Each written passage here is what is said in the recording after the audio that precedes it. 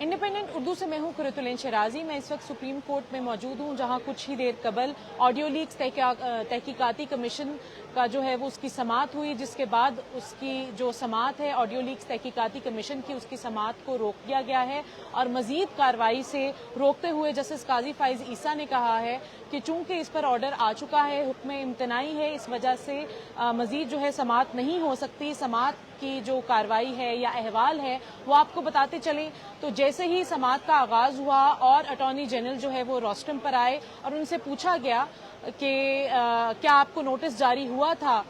कल की समाअत के हवाले से, तो उन्होंने कहा कि मुझे वर्बल जो है वो नोटिस हुआ था और समाअत के बाद इस हवाले से नोटिस जारी किया। साथ साथ जस्टिस काजी फाइज ईसा ने ये कहा कि जब हमें नोटिस ही जारी नहीं हुआ तो उसके बाद जो है समाअत की जो कार्रवाई है केस की वो कैसे रोकी जा सकती है। जिसके बाद आहिस्ता आहिस्ता उन्होंने कहा कि जो है हमारे यहाँ पर ऐसे जो ऑडियो लीक्स, हम आपको साथ ये भी बताते चलें कि जो अफराद जिनकी मुबैना ऑडियो लीक्स मंजर आम पर आईं, उस हवाले से जस्टिस काजी फाइज ईसा ने उनको उनका हवाला देते हुए कहा कि जब शोएब शाहीन साहब या आबिद जुबैरी साहब टॉक शोज पर बैठकर बात कर सकते हैं, लेकिन आज वो इस समाअत में नहीं आए, आकर वो हमें बताते कि कल क्या जो है सुप्रीम कोर्ट ने नोटिस दिया और क्या उस हवाले से अहकामात दिए गए। साथ साथ जस्टिस काजी फाइज ईसा ने बहुत अहम रिमार्क्स दिए और इस दौरान जो है अहवाल जो है वो कार्रवाई के दौरान वो जो सानेहा कोयटा था उसका भी जिक्र करते रहे और जिसमें वो जज्बाती भी हो गए। इससे हट के अगर हम बात करें तो उनका ये कहना था कि हमने 4 बंदों को नोटिस करके तलब किया था, जिसमें से सिर्फ अब्दुल क़य्यूम सिद्दीकी आए, ना आबिद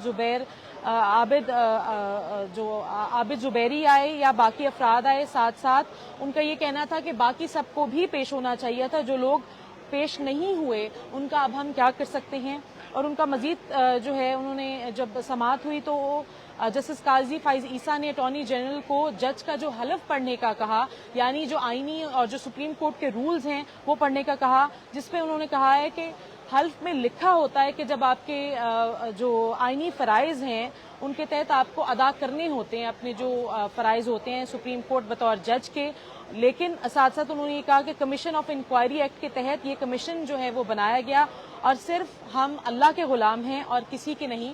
और इसके साथ साथ मजीद जो कार्रवाई हुई उसमें उनका ये कहना था, जिसमें वो बहुत ज़्यादा जज्बाती भी नजर आए, कहते हुए कि हमें बाज़ दफ़ा ज़िंदगी में ऐसे भी काम करने पड़ते हैं जो हमें पसंद नहीं होते। और ये इस हवाले से ऑडियो लीक्स के हवाले से जजेस को पैसे देने की भी बातें आई जो कि अच्छी नहीं हैं। साथ जज को उन्होंने ये भी बताया कि जज को 10 लाख रुपए देने हैं, ये कैसे प्रिविलेज कम्युनिकेशन हो गई। तो वो मुख्तलिफ जगहों पर पॉइंट्स रेस करते हुए जो है उन्होंने ये बात की। और जिसके बाद जो है फाइनल जो समाअत हुई उससे पहले उन्होंने अब्दुल क़य्यूम सिद्दीकी को रोस्टम पर भी बुलाया और साथ ये भी कहा कि क्या पता ये मुमकिन हो सकता है कि अब्दुल क़य्यूम सिद्दीकी ने ही जो है अपनी जो ऑडियो है वो लीक की हो। साथ जो है इससे मजीद जो उन्होंने कहा कि अब चूंकि